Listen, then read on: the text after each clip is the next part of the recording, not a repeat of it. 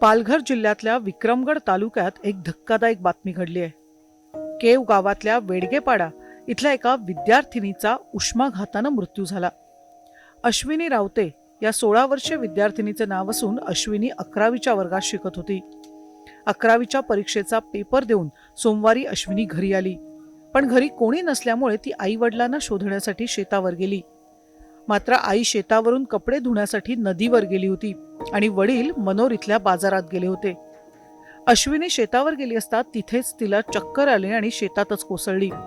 दुपारच्या सुमाराला शेतात कोणीच नसल्यामुळे तब्बल 2 तास अश्विनी उन्हातच पडून होती.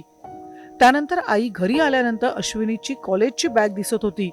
मात्र अश्विनी कुठे दिसत नाही हे पाहून अश्विनीची आई तिला शोधण्यासाठी पुन्हा शेतावर गेली. तेव्हा अश्विनी बेशुद्ध अवस्थेत पडल्याचं दिसून आलं. त्यानंतर अश्विनीला तात्काळ मनोर इथल्या खासगी रुग्णालयात उपचारासाठी दाखल केलं, परंतु डॉक्टरांनी तिला मृत घोषित केलं. अश्विनीच्या मृत्यूनं परिसरात शोककळा पसरली आहे. अश्विनीचा असा दुर्दैवी अंत झाल्यानं सर्वत्र हळहळ व्यक्त होतेय. Bureau report, times now Marathi, Palghar.